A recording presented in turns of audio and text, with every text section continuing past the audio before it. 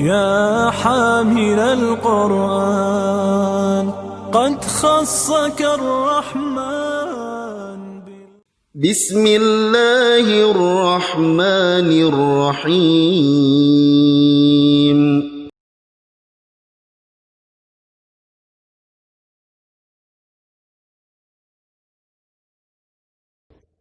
والنحو أولى أولا أن يعلم إذ الكلام دونه لم يفهم.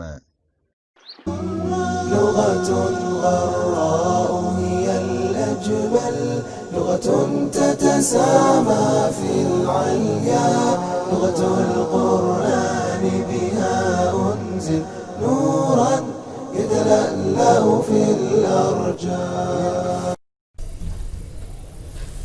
بسم الله الرحمن الرحيم. السلام عليكم ورحمة الله وبركاته.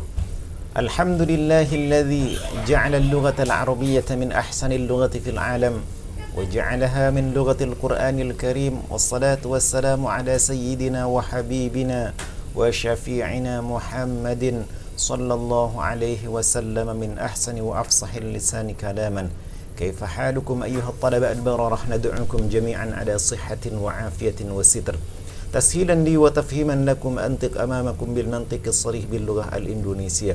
Alhamdulillah, pada kesempatan kali ini kita kembali dipertemukan oleh Allah Subhanahu wa Ta'ala dalam keadaan sehat walafiat, dan mudah-mudahan kita semua berada dalam lindungan Allah Subhanahu wa Ta'ala.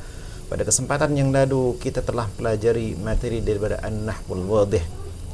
Maka pada penjelasan ataupun materi hari ini kita akan melanjutkan materi daripada An-Nahwul Wadih yang berkenaan dengan apa yang disebut dengan An-Nakiratu wal Ma'rifatu, isim nakirah dan isim ma'rifat. Kita awali daripada contoh terlebih dahulu, al-amthilatuh, beberapa contoh. Yang pertama, apa yang dimaksud dengan an-nakirah? Apa yang dimaksud dengan al-ma'rifat? Ini yang akan kita bahas pada pertemuan kali ini. Apa yang dimaksud dengan nakirah dan apa yang dimaksud dengan ma'rifat? Kita awali dari contoh, sa'ala rajulun an walidi. Seorang laki-laki bertanya tentang orang tua saya. Perhatikan kalimat yang berwarna biru. Perhatikan antum, sa'ala rajulun. Kemudian yang kedua, kita akan membahas tentang apa yang dimaksud dengan an-nakirah. Apa yang dimaksud dengan an-nakirah? Ismun yadullu ala syai'in ghairi muayyanin. Isim yang menunjukkan atas sesuatu yang tidak ditentukan. Kalimat rajul tidak tertentu pada satu laki-laki, karena di dalam kalimat rajul ini memiliki makna yang sifatnya adalah umum. Rajul, laki-laki siapapun saja. Apa tandanya? Tandanya dia tidak memiliki apa yang disebut dengan lamut ta'rif. Lamut ta'rif. Maka kemudian sa'ala rajulun an walidi kita artikan seorang laki-laki yang tidak diketahui status laki-laki tersebut siapa dan dari mana. Maka sesuatu yang sifatnya masih umum dan tidak jelas apa yang ada pada diri orang tersebut, maka ia disebut dengan nakirah. Selanjutnya al-ma'rifah. Al-ma'rifah. Fid durji kitabun. Di dalam laci itu ada sebuah kitab. Perhatikan ad-durji. Apa definisi daripada al-ma'rifat? Definisi daripada al-ma'rifat, ismun yadullu ala syai'in muayyanin. Isim yang menunjukkan atas sesuatu yang tertentu atau yang ditentukan. Perhatikan ad-durj. Kalau kita memaknai kalimat ad-durj di sini, di dalam laci itu, memiliki kandungan makna bahwasanya laci tersebut sudah menjadi laci yang diketahui di mana laci tersebut berada dan seperti apa bentuknya. Apa ciri-cirinya? Ciri-cirinya adalah ada alif lam. Maka nakirah dan al-ma'rifah ini ditentukan dengan ada dan tidak adanya alif lam, karena alif lam di sini menentukan status daripada jelasnya benda tersebut. Maka seperti kalimat fiddurji kitabun, kita maknainya dengan kalimat dengan bentuk seperti ini, di dalam laci tersebut.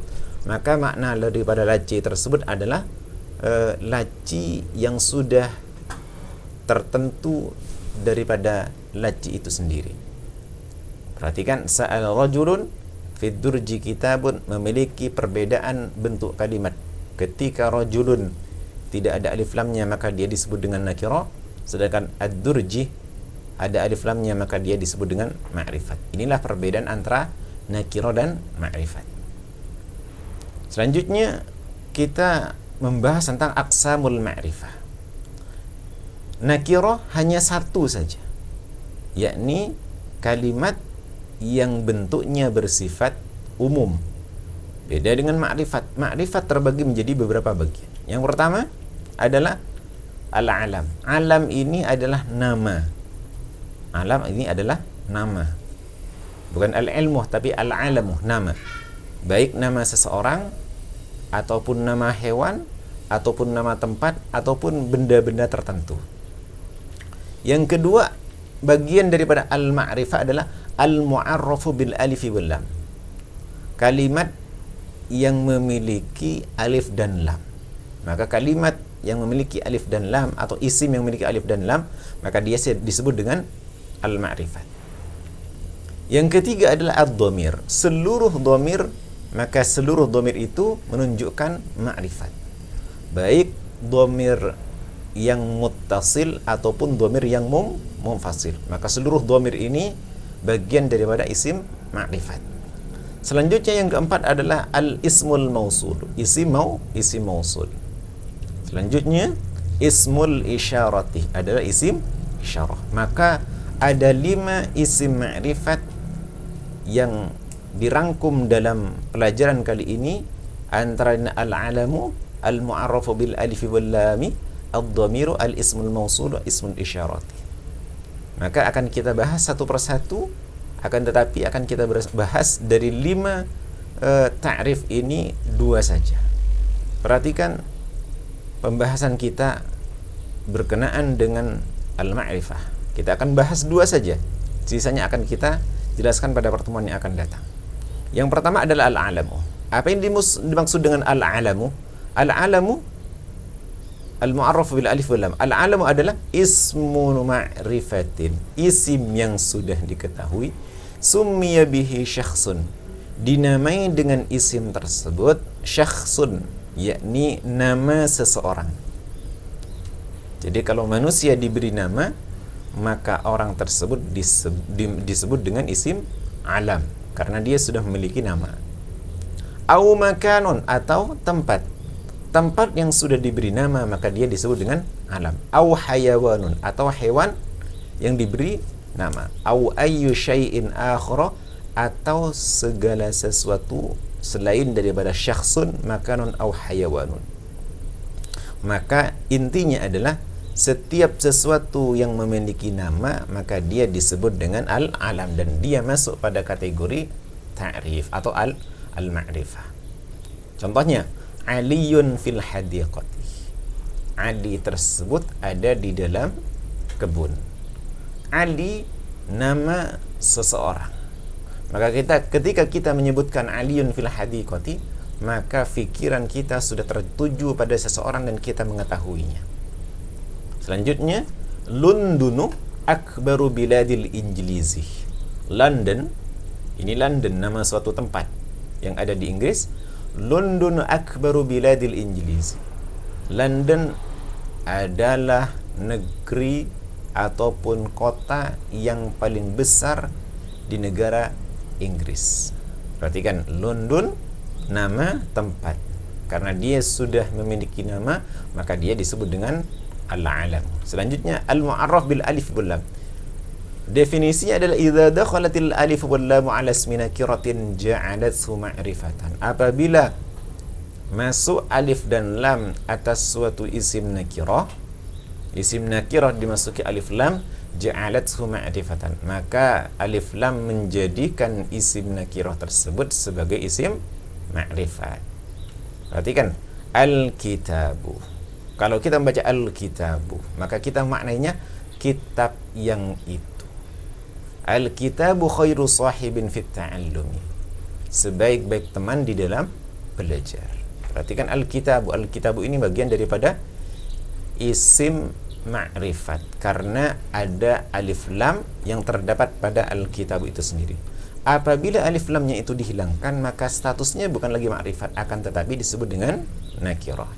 Ini dua pembahasan yang kita bahas.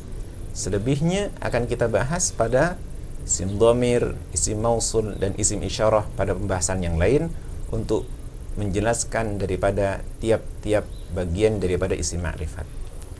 Sekarang masuk pada atam. Istakhrij minal alam fil jumlatil atiyati. Munculkanlah, keluarkanlah alam dari jumlah berikut. Ada 4 alam di dalam jumlah ini, dalam ibarah ini. Perhatikan, dhahaba Muhammadun wa Ismailu ilal aqsari. Aqsar memiliki makna istana.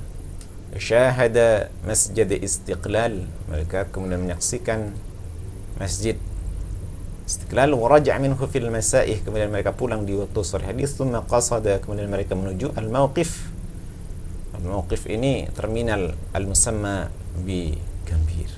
Ini munculkan ada berapa alam yang terdapat di dalam jumlah berikut ini.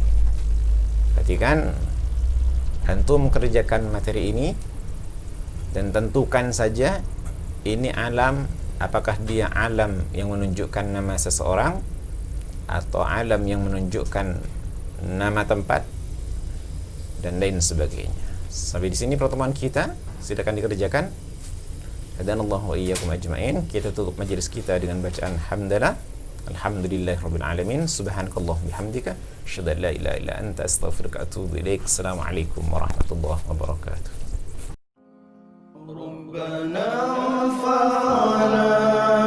بما علمتنا ربي علمنا الذي ينفعنا ربي فقهنا وفقه لنا وقراباتي